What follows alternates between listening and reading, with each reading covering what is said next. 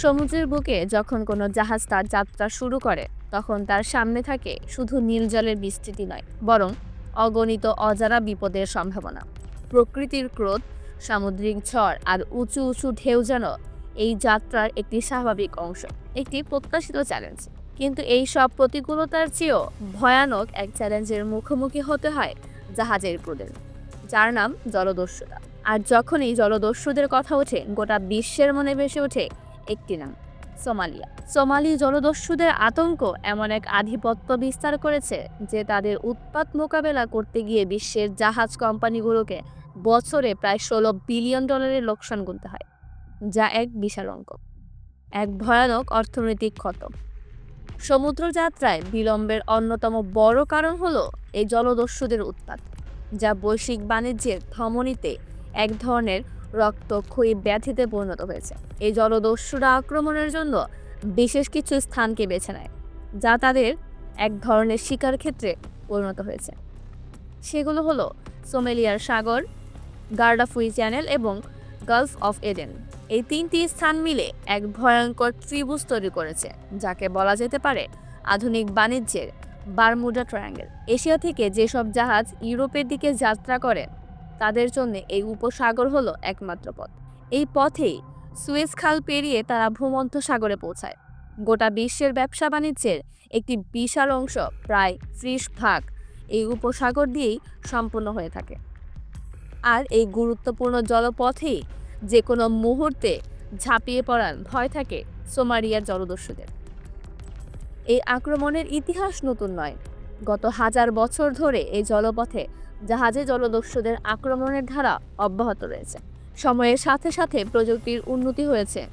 একদিকে যেমন জলদস্যুদের হাতে পৌঁছে গেছে আধুনিক স্বয়ংক্রিয় যন্ত্র, অন্যদিকে জাহাজগুলো এখন অ্যান্টি পাইরেসি টেকনিক ব্যবহার করে নিজেদের রক্ষা করার চেষ্টা করে। এটি এক অবিরাম প্রযুক্তিগত দৌড়, যেখানে জয়ী হওয়া মানেই বেঁচে থাকা। জলদস্যুদের প্রধান টার্গেট হলো মাল বহনকারী জাহাজগুলো। এর কারণ সহজ: এই ধরনের জাহাজের ক্রু সংখ্যা তুলনামূলকভাবে কম থাকে, কিন্তু পণ্যের মূল্য কোটি ডলারের অধিক। অধিকাংশ জলদস্যু বাহিনীর মূল লক্ষ্য থাকে এই মূল্যবান পণ্য এবং জাহাজটিকে জিম্মি করা। তাদের উদ্দেশ্য ক্রুদের মেরে ফেলা নয়, বরং তাদের জীবিত রেখে জাহাজের ক্যাপ্টেনকে অপহরণ করা এবং জাহাজকে জিম্মি করে জাহাজ কোম্পানির কাছ থেকে লাখ লাখ ডলারের মুক্তিপণ দাবি করা। এটাই তাদের প্রধান ব্যবসায়িক মডেল, এক ভয়াবহ অপরাধ প্রতিষ্ঠান। আক্রমণের কৌশলও বেশ কৌশলী ও নির্মম। তারা অনেকগুলো ছোট নৌকা নিয়ে একসাথে আক্রমণ করে থাকে, যেন এক ঝাঁক হাঙর যে কোনো মুহূর্তে একটি বিশাল প্রাণীকে আক্রমণ করতে পারে। কখনো কখনো একটি বড় জাহাজ আক্রমণ করতে জলদস্যুদের সংখ্যা হাজারো ছাড়িয়ে যায়, যা জাহাজের ক্ষুদ্র ক্রুদের জন্য এক ভয়ানক দৃশ্য হয়ে দাঁড়ায়। তারা সাধারণত জাহাজের পেছন দিক থেকে আক্রমণ করে, কারণ সেখানে জাহাজের নজরদারি কিছুটা কম থাকে এবং জাহাজের ওয়েগ তৈরি হওয়া ঢেউ তাদের ছোট নৌকাগুলোকে আড়াল করে। এক মাথায় হুক লাগানো লম্বা দড়ির সাহায্যে তারা দ্রুত জাহাজের ডেকে উঠে পড়ার চেষ্টা করে।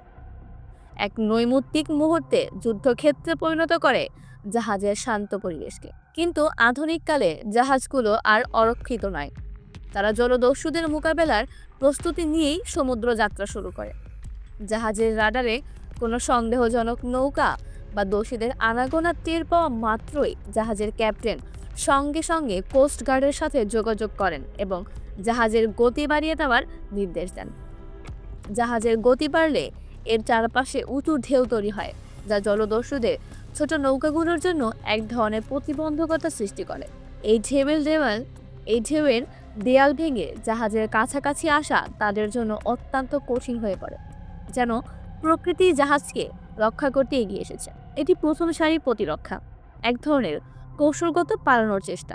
কিন্তু যখন এই পদ্ধতিও কাজ করে না, যখন জলদস্যুরা সেই ঢেউয়ের দেয়ালকে অতিক্রম করতে সক্ষম হয়, তখনই নামে প্রযুক্তির হাত ধরে। জাহাজগুলোতে জলদস্যুদের মোকাবেলার জন্য বিভিন্ন ধরনের আধুনিক প্রযুক্তি ব্যবহার করা হয়। এর মধ্যে সবচেয়ে কার্যকর এবং ভয়ানক অস্ত্র হিসেবে ধরা হয় জলকামানকে। একটি বড় জাহাজে অসংখ্য জলকামান থাকে, যা নির্দিষ্ট নজর থেকে প্রতি মিনিটে প্রায় 450 গ্যালন পানি ছুটতে সক্ষম। এই পানির পরিমাণ এতটাই বেশি যে এটি অলিম্পিক সাইজের সুইমিং পুল মাত্র 10 মিনিটে পূর্ণ হয়ে যেতে পারে এর জলে। আর এই পানি ছোড়া হয় এক ভয়ানক চাপে। গাড়ির চাকার ভেতর যে চাপ থাকে তার চেয়েও 10 গুণ বেশি চাপে এই পানি নিক্ষেপ করা হয়। এই শক্তিশালী জলের স্রোত জলদস্যুদের ছোট নৌকাগুলোতে সহজেই ডুবিয়ে দেওয়ার জন্য যথেষ্ট। এই জলকামানগুলো দেখতে অনেকটা ঘূর্ণায়মান চাকার মতো যন্ত্র, যা থেকে পানির শক্তিশালী স্তম্ভ ছোড়া হয়। সাধারণত জলদস্যুদের নৌকাগুলো যখন জাহাজের একেবারে কাছে চলে আসে তখন এই পদ্ধতি ব্যবহার করা হয়। এটি একটি নির্মম কিন্তু অপ্রাণঘাতী পদ্ধতি, যা শুধু আক্রমণকারীদের ছত্রভঙ্গ করে দেওয়ার জন্য তৈরি। কিন্তু যদি জল কামানো ব্যর্থ হয় তবে কি হয়? তখন ব্যবহার করা হয় তৃতীয় আরেকটি কৌশল, যার নাম প্রি-ট্র্যাপস বা প্রোপেলার ট্র্যাপ। জাহাজের দুই পাশে স্টিলের তৈরি দুটি বিশেষ ফ্রেম থাকে। জরুরি পরিস্থিতিতে এই ফ্রেম থেকে স্টিলের তৈরি শক্তিশালী জাল ছড়িয়ে দেওয়া যায়। যখন জলদস্যুদের স্পিডবোটগুলো জাহাজকে ধাক্কা দেওয়ার চেষ্টা করে বা খুব কাছাকাছি চলে আসে, তখনই এই স্টিলের জাল তাদের নৌকার প্রোপেলারে আটকে যায়। প্রোপেলারে জাল ছড়িয়ে গেলে ইঞ্জিন বন্ধ হয়ে যায় এবং নৌকাটি নিয়ন্ত্রণহীন হয়ে পড়ে। এতে জলদস্যুরা জাহাজে উঠতে ব্যর্থ হয় এবং সমুদ্রে আটকা পড়ে যায়, যেন এক অদৃশ্য জালে আটকা পড়েছে তারা। এটি একটি কৌশলগত পদক্ষেপ যা জলদস্যুদের গতিকে তাদের বিরুদ্ধেই ব্যবহার করে। এছাড়া আরও একটি অত্যন্ত কার্যকর পদ্ধতি ব্যবহার করা হয়, যার নাম লং রেঞ্জ অ্যাকুস্টিক ডিভাইস বা এলআরডি। এই যন্ত্রটি এমন এক ধরনের তীব্র ও কর্কশ শব্দ উৎপন্ন করে যা মানুষের কানে গেলে তারা অসহ্য যন্ত্রণা অনুভব করে এবং দ্রুত সরে যেতে বাধ্য হয়। এই শব্দের তীব্রতা এত বেশি যে এটি 5 কিলোমিটার পর্যন্ত কার্যকরী থাকে। জলদস্যুদের মনোবল ভেঙে দেওয়ার জন্য এই পদ্ধতি অত্যন্ত কাজে দেয়, কারণ এটি শারীরিকভাবে ক্ষতিকর না হলেও মানসিকভাবে একজন মানুষকে সম্পূর্ণভাবে ভেঙে ফেলতে পারে। এটি এমন এক ধরনের অদৃশ্য যন্ত্র যা শত্রুকে ছাড়া কোনো রক্তপাতেই পরাজিত করতে পারে। এইসব পদ্ধতি ব্যবহার করেও যদি জলদস্যুদের ঘায়েল করা না যায়, তারা যদি কোনোভাবে জাহাজের নিয়ন্ত্রণ নিয়ে নেয়, তবে কোস্টগার্ড বা আন্তর্জাতিক নৌবাহিনীর লক্ষ্য থাকে যেন জলদস্যুরা হাইজ্যাক করা জাহাজটিকে সোমালিয়ার উপকূলে নিয়ে যেতে না পারে। কারণ একবার জাহাজ সোমালিয়ার অভ্যন্তরে পৌঁছে গেলে তা উদ্ধার করা প্রায় অসম্ভব হয়ে পড়ে। তখন সেটি পরিণত হয় একটি আটকে পড়া জিম্মিতে, যার মুক্তিপণ আদায় করা ছাড়া আর কোনো উপায় থাকে না। ইতিহাসের পাতায় দেখা যায় সোমালি জলদস্যুরা বহু জাহাজ আক্রমণ করেছে এবং কোটি কোটি ডলার মুক্তিপণ আদায় করেছে। তবে 2013 সালের পর থেকে আন্তর্জাতিক মহলের সক্রিয় হস্তক্ষেপের কারণে জলদস্যুদের আক্রমণের সংখ্যা কিছুটা কমেছে। বিভিন্ন দেশের নৌবাহিনী এই অঞ্চলে টহল দেওয়া শুরু করে, যার ফলে জলদস্যুরা আগের মতো স্বাচ্ছন্দ্যে চলাফেরা করতে পারে না। কিন্তু এটা একেবারে বন্ধ হয়নি। সমুদ্রের বিশালতা এবং জলদস্যুদের অপরিবর্তিত কৌশলের কারণে হুমকি এখনও অব্যাহত রয়েছে। প্রতিটি জাহাজের ক্রুর জন্য এই পথটি এখনও এক নীরব যুদ্ধক্ষেত্র, যেখানে বেঁচে থাকার জন্য তাদের লড়াই চালিয়ে যেতে হয় প্রতিনিয়ত। সমুদ্র নীরব থাকলেও তার গভীরে লুকিয়ে আছে হাজার বছরের এক অপরাধের ইতিহাস, যা যে কোনো মুহূর্তে আবার মাথা তুলতে পারে। আর তাই জাহাজগুলোকে সবসময় প্রস্তুত থাকতে হয় এই অদৃশ্য শত্রুর মোকাবেলায়, যাতে বৈশ্বিক বাণিজ্যের প্রাণধারা কখনোই থেমে না যায়।